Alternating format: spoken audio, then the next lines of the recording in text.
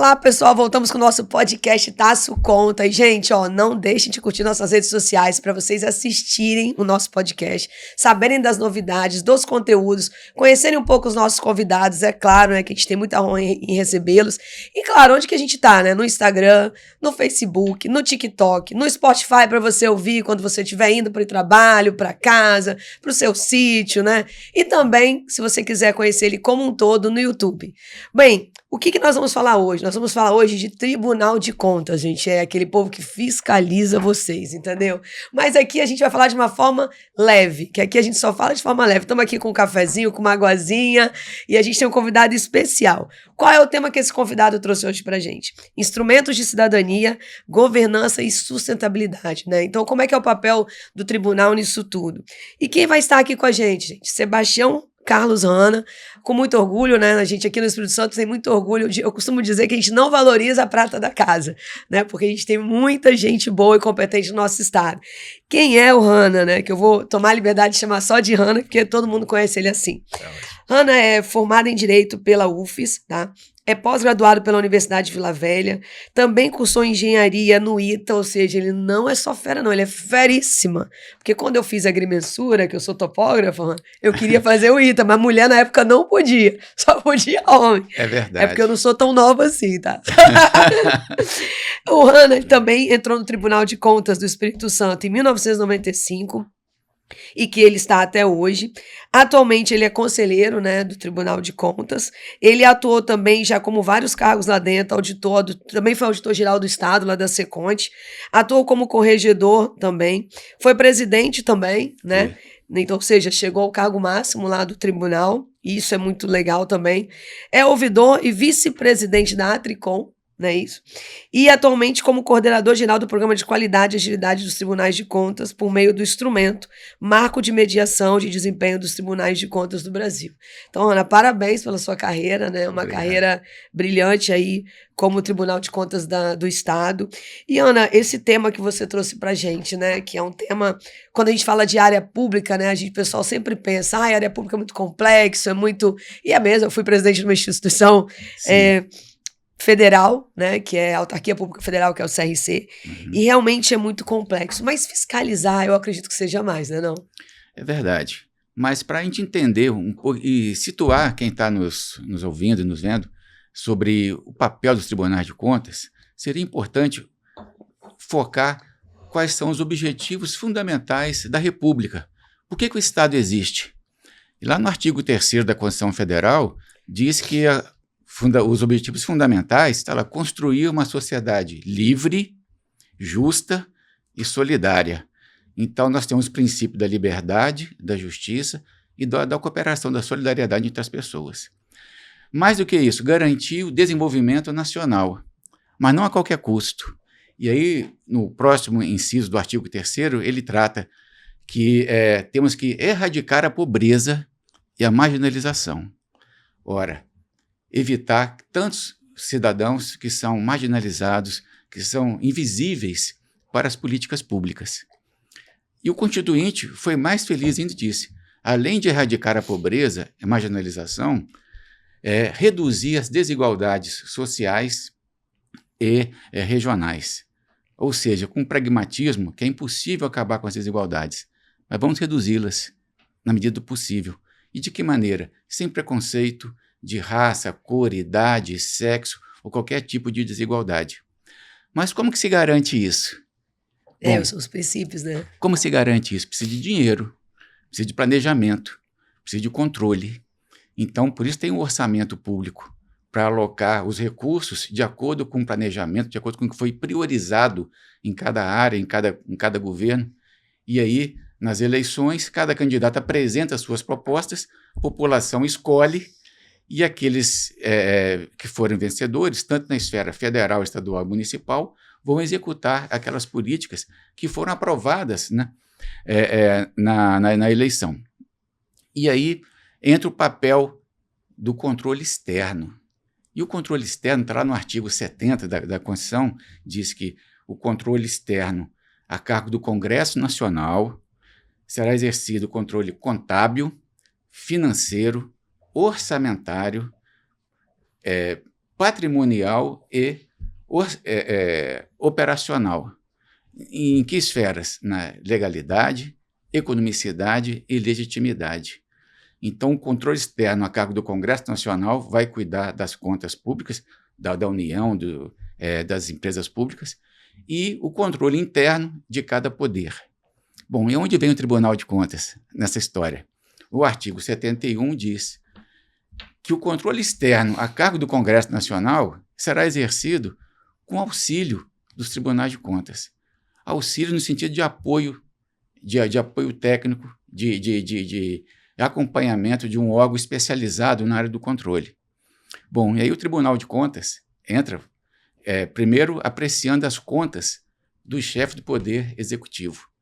E o tribunal não julga as contas, nem do presidente da República, nem do governador, nem dos prefeitos.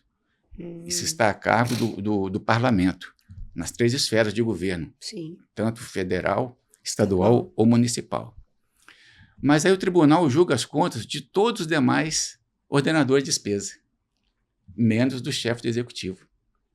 Tem uma exceção, que é no caso de prefeituras pequenas, se o prefeito, além de chefe de governo, também ordenar despesas.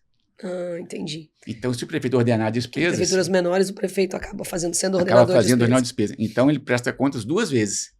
Como chefe de poder, aí o tribunal faz o parecer prévio, encaminha para a Câmara, e os vereadores vão julgar, e como ordenador de despesas, aí o tribunal julga os atos de gestão dele. Legal. Eu queria só fazer uma interrupção para ser intempestiva, que eu estou aqui na minha cabeça, pensando.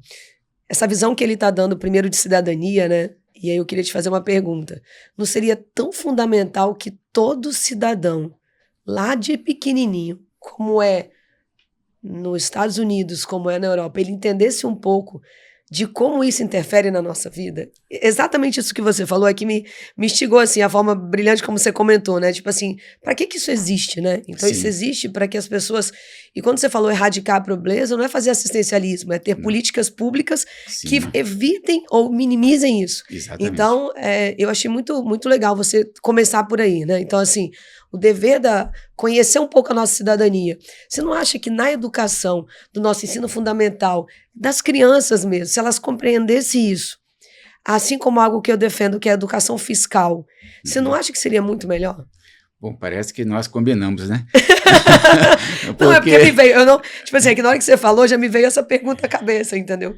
Porque eu penso, sim, que falta, tanto no ensino fundamental, quanto ensino médio, também nas nossas universidades, nas faculdades, noção de orçamento, noção fiscal, noção de onde vem o dinheiro e para onde vai, e noção de cidadania, que é muito importante, e o tribunal visita, é um papel que nós fazemos questão de fazer e fomentar o exercício da cidadania, por meio de informações, por meio da própria ouvidoria do Tribunal de Contas, garantir que o cidadão ele tenha voz, ele possa ser ouvido.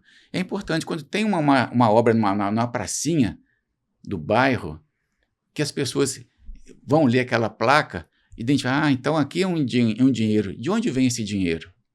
Porque dinheiro público é um dinheiro de todos nós.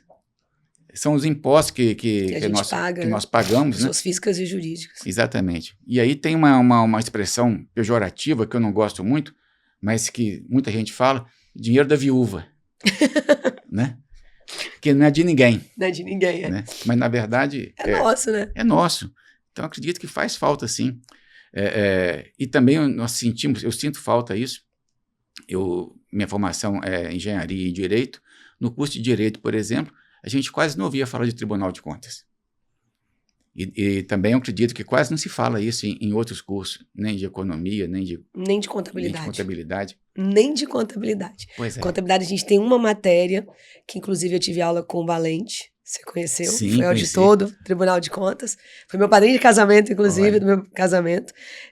O Valente falava assim, a gente tem uma matéria de contabilidade pública na universidade, que era orçamento, que agora com o nome contabilidade, né, continua existindo, mas Sim. teria uma outra finalidade, e só. Ela não te motiva a você seguir uma carreira, por exemplo, né? Não tem essa motivação. Sim. Hanna, queria aproveitar e entrar aqui no seu briefing, tudo que você falou aqui para a gente contextualizar um pouco para o nosso público. Você comentou um pouco da avaliação das políticas públicas para as questões de saúde e educação, Sim. né? E aí, como é que está isso para fomentar isso, esse controle social, no nível aí da transparência da Atricom, que você até comentou? É muito interessante, porque dentro desse contexto que os tribunais avaliam operacionalmente, ou seja, avalia os programas de governo, avaliam os projetos, avaliam as políticas públicas, né? Principalmente as políticas públicas finalísticas, mas nós avaliamos com esse foco lá do artigo 3º. Nós não podemos perder de vista o objetivo maior, né? Igual um plano estratégico, tem a missão, tem os objetivos, a visão, os valores, e tudo que a instituição faz é focada naqueles objetivos, para atingir aqueles objetivos. Então, quando a gente fala em política pública na área social, e aí está lá também na Constituição, ela fala que é dever nosso cuidar da primeira infância, cuidar da criança, cuidar da educação. Então, os tribunais de contas começaram a pensar de que maneira nós podemos fazer a diferença na vida do cidadão. De que maneira nós podemos mostrar para a população o valor e o benefício da atuação do controle externo. Como nós podemos mostrar que nós fazemos a diferença na vida do cidadão. Por isso, o Tribunal de Contas como instrumento de cidadania. E nas políticas públicas, então, vamos entrar direto aqui na área da educação, um tema que principalmente aqui no Espírito Santo, mas no Brasil inteiro, havia um sombreamento muito grande entre, eu vou abrir um parênteses, né? Quando a gente fala de educação, o governo federal cuida prioritariamente na área de educação superior, os estados cuidam do ensino médio e o município cuida da primeira infância e Fundamental 1.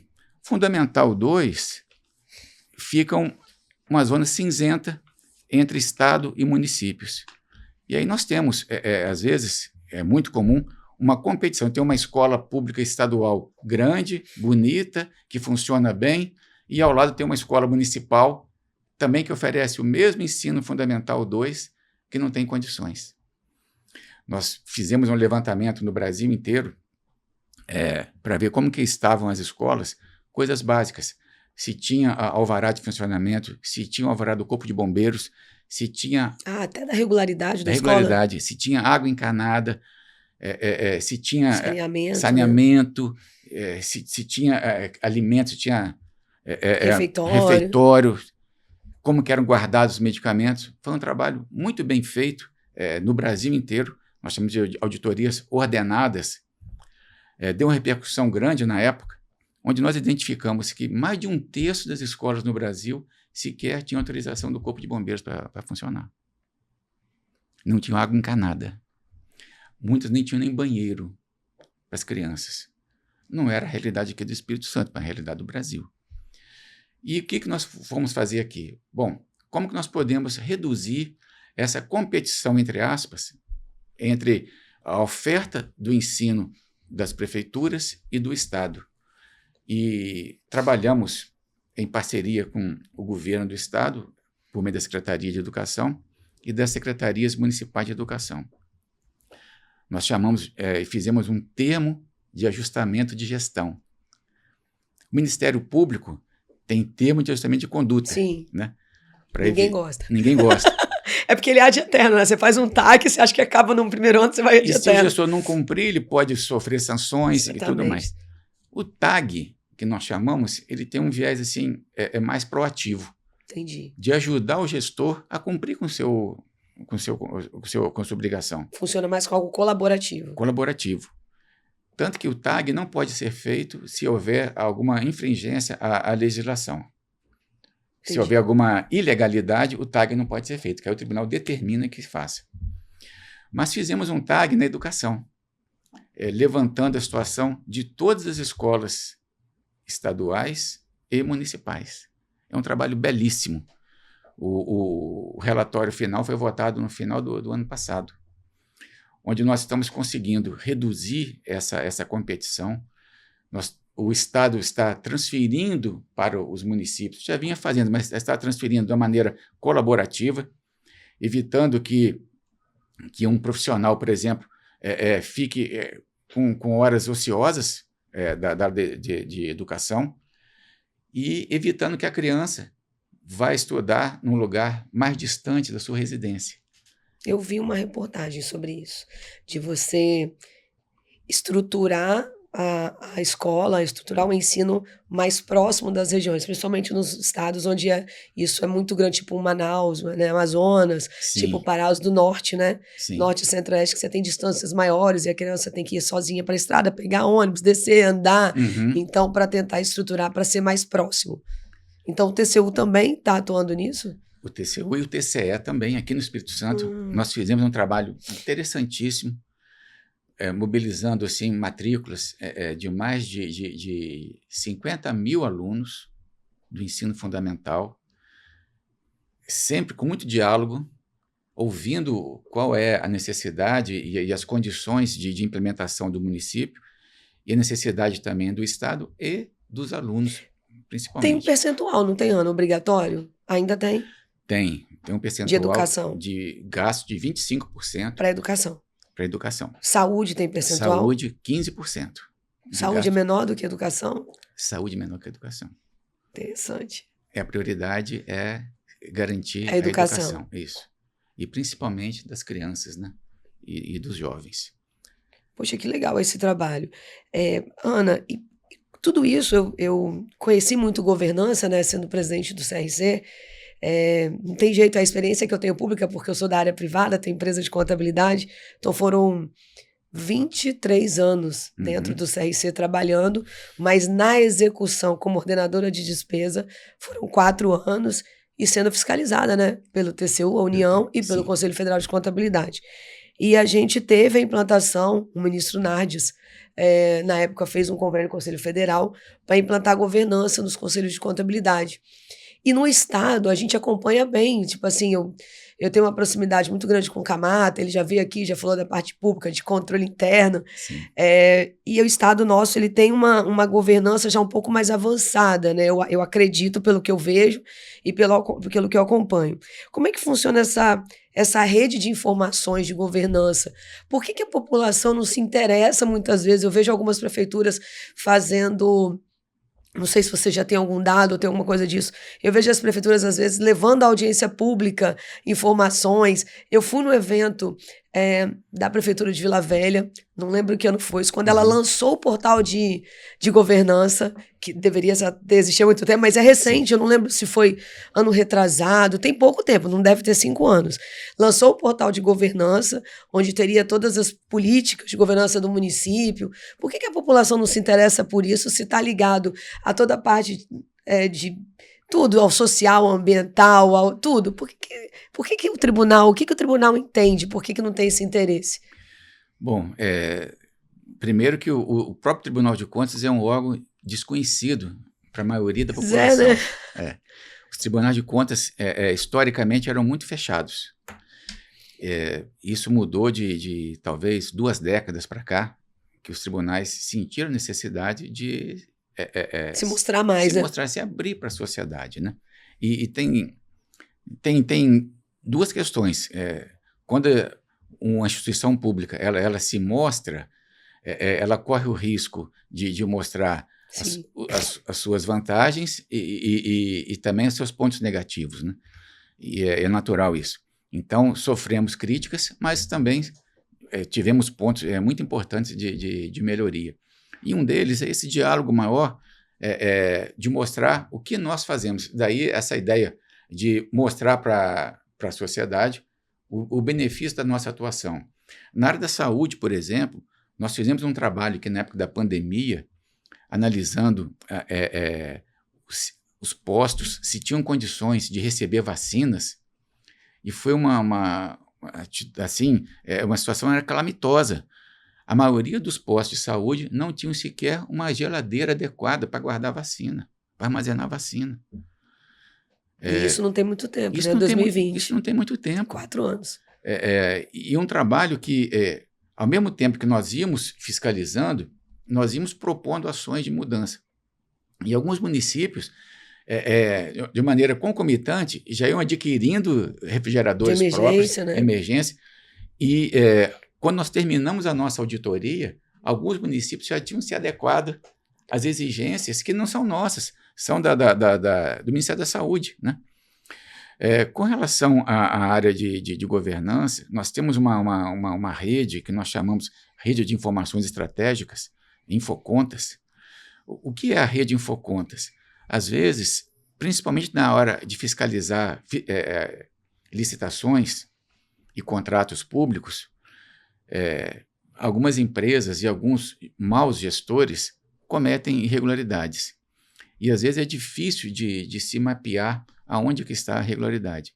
Então, nós trabalhamos com uma rede de inteligência voltada para obtenção de informações confiáveis. Nós circularizamos as informações, nós trabalhamos com protocolos rígidos, com controle de acesso, de privacidade. Trabalhamos junto com a Polícia Federal, trabalhamos com os outros demais órgãos de controle. A tecnologia tem melhorado isso? A tecnologia tem. Nós temos um laboratório em parceria com o TCU. Hoje nós temos mais de 500 bases de dados. E aí tem um trabalho muito interessante que foi feito no Brasil inteiro, inclusive aqui também, de verificar, por exemplo, se o servidor ele só pode acumular 2 vínculos. Quantos vínculos públicos um servidor tinha? Aqui no Espírito Santo, nós encontramos alguns profissionais da área de saúde com 8 vínculos. Um servidor qualquer área só pode ocupar 2 vínculos? Isso. A Constituição Independente Federal, de ser saúde, educação, só pode 2 vínculos. 2 vínculos. 8 vínculos? Mas como é que ele dava conta de 8 vínculos? Ele não dava conta, né? Ele não dava conta.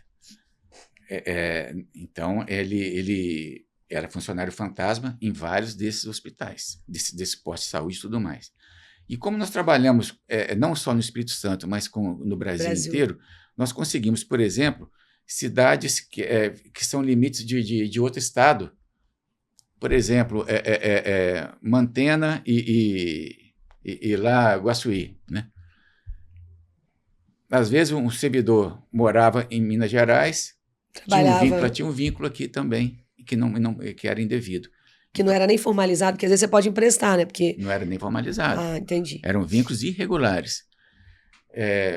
Nós identificamos centenas, aliás, milhares desses vínculos. E hoje, com tudo que a gente tem, isso é fácil demais, né, gente? Notificamos os gestores. Os cadastros do cara no ambiente nacional. Exatamente. Você tem o cadastro de funcionário no ambiente nacional, é só cruzar a informação. Com relação à licitação, tem um programa no TCU que chama ALICE, que é Auditoria de Licitações. Eu lembro dos Países das Maravilhas, não é um bom nome.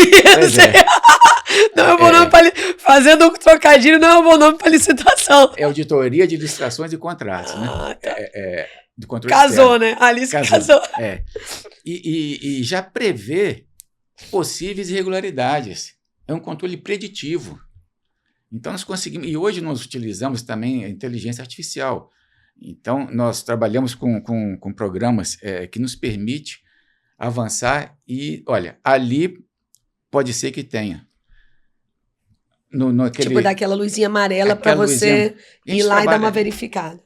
Tecnicamente, trabalho com matriz de riscos. Né? Perfeito. Da governança. Da governança. Então, nós pontuamos os riscos de acordo com o histórico daquele gestor, com o histórico daquele Caiu órgão. no risco, já chama atenção. Caiu no risco, já chama atenção. O histórico da própria empresa. Nós conseguimos evitar que empresas que estão com punição impedidas de licitar, de que participem de licitação. Porque, às vezes, a empresa recebe uma punição no município, sim. Ela vai para outro, né? No federal também tem isso, na área federal. Muito legal. E, assim, tem coisa que a gente não sabe, por isso que eu te perguntei, né? Seria tão bom se fosse mais divulgado.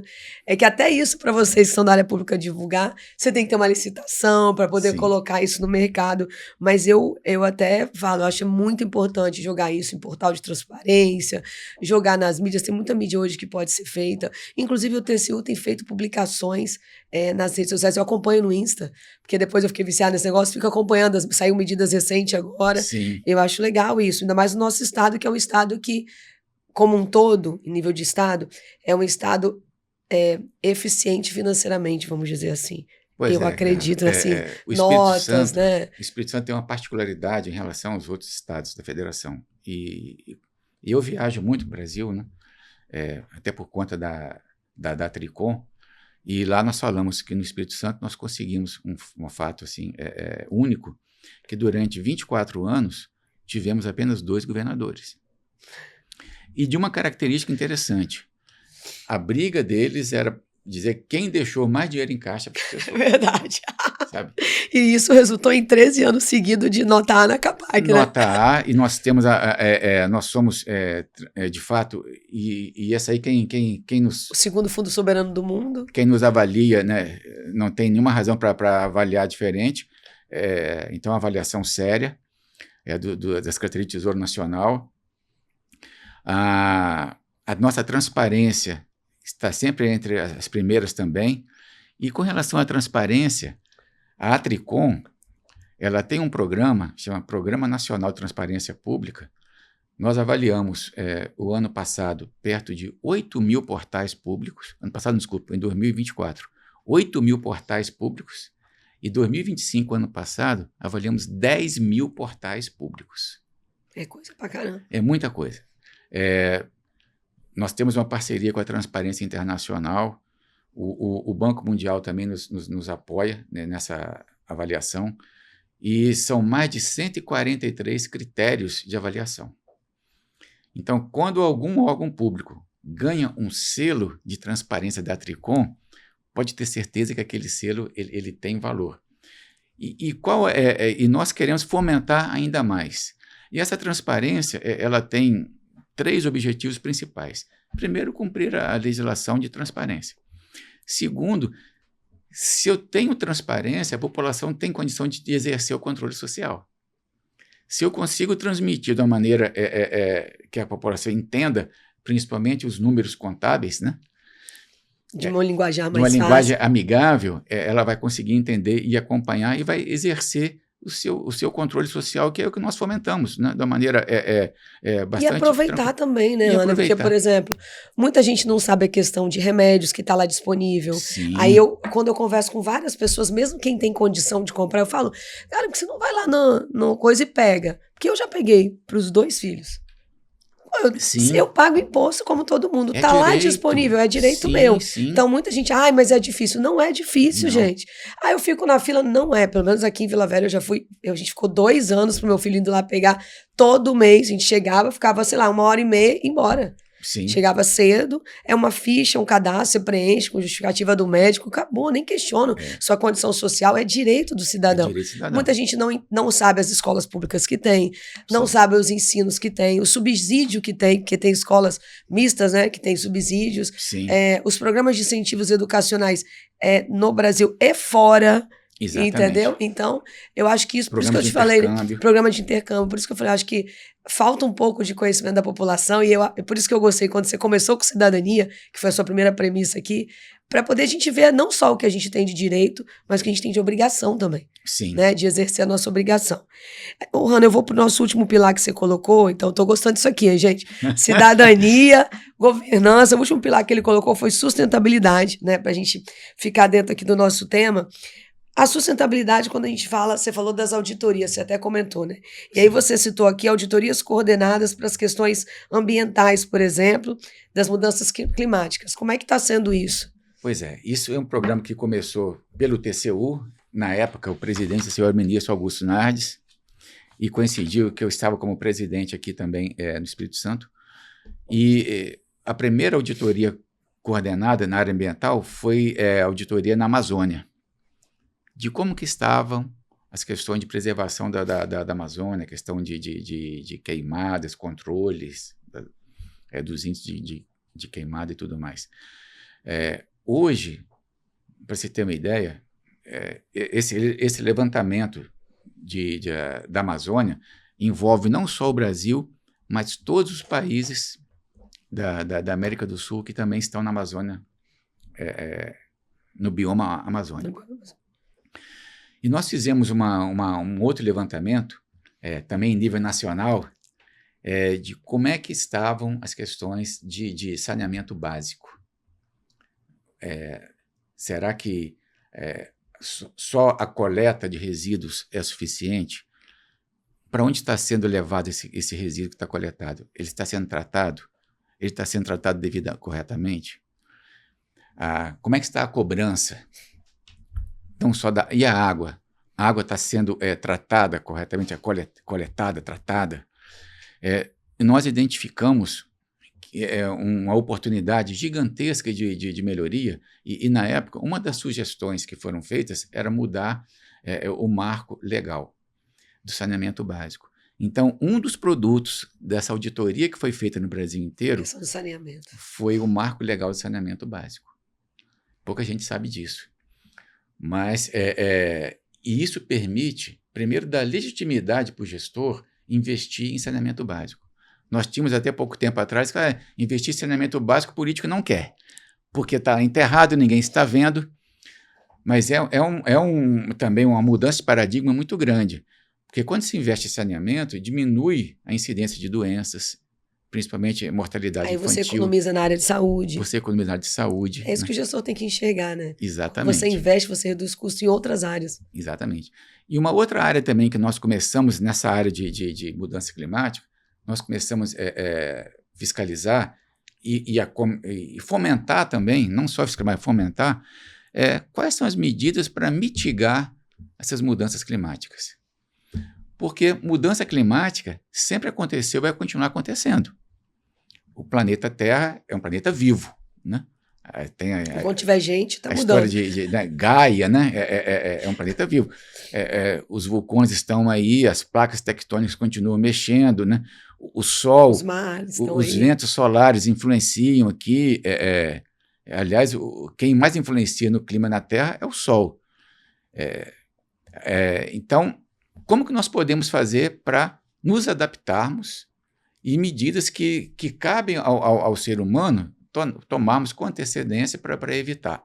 Por exemplo, tem uma encosta ali que está mostrando que a Defesa Civil foi lá, ela vai desabar. Por que não antecipar e arrumar aquela encosta?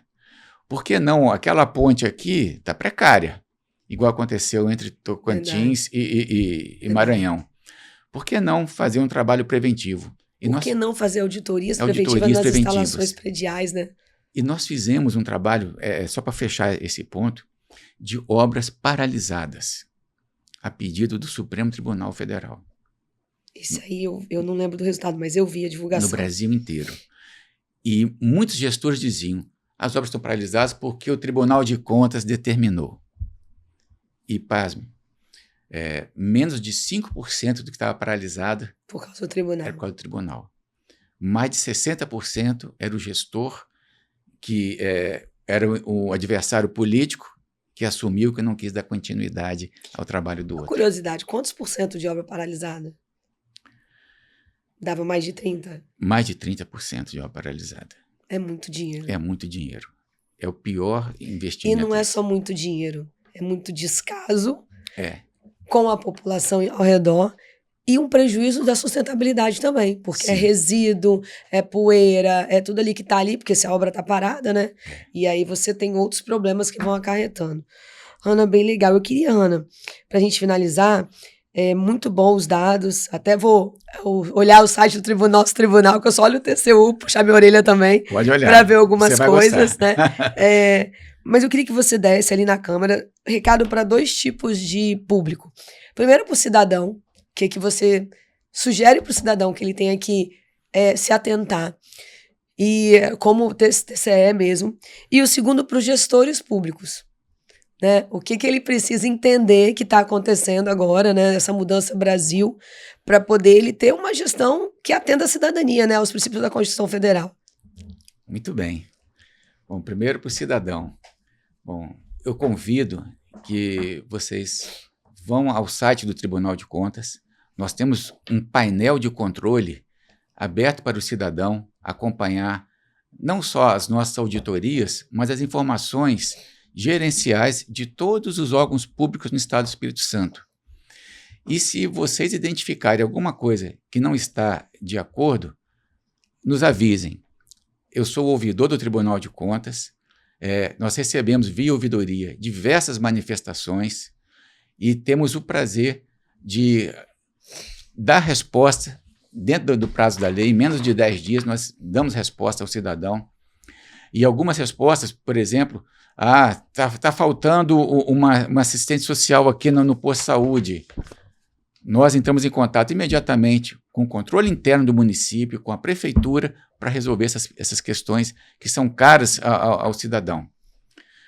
Gestor público, aproveite das informações gerenciais que o Tribunal de Contas dispõe. Nós somos, sem sombra de dúvidas, o maior repositório de informações públicas e que estão disponíveis para o bom gestor. O bom gestor está convidado para ir no Tribunal de Contas. O tribunal está de portas abertas para juntos fazer com que a gente possa cumprir os objetivos lá fundamentais da República, que é uma sociedade livre, justa, solidária, garantir o desenvolvimento nacional, erradicar a pobreza, principalmente no Espírito Santo, e reduzir as desigualdades regionais. Obrigada, Hanna. Gente, a gente esteve aqui com o Hanna, maravilhoso tema. Queria aproveitar aqui que ele está falando, ó, o site do nosso Tribunal de Contas Estadual, do Insta, tá? É TCE Espírito Santo. Então, além do site do tribunal, você pode ir lá no Instagram também, já adicionei aqui, tá? Já veio o puxão de orelha diretamente, já adicionei, não é só TCE não, é TCE. E, gente, não deixem de ouvir, né? Não deixem de assistir nosso podcast. Fique ligado aí nas nossas redes sociais, Instagram, Facebook, TikTok, YouTube, que a gente vai trazer mais novidades para vocês aqui no podcast Tá Su Conta.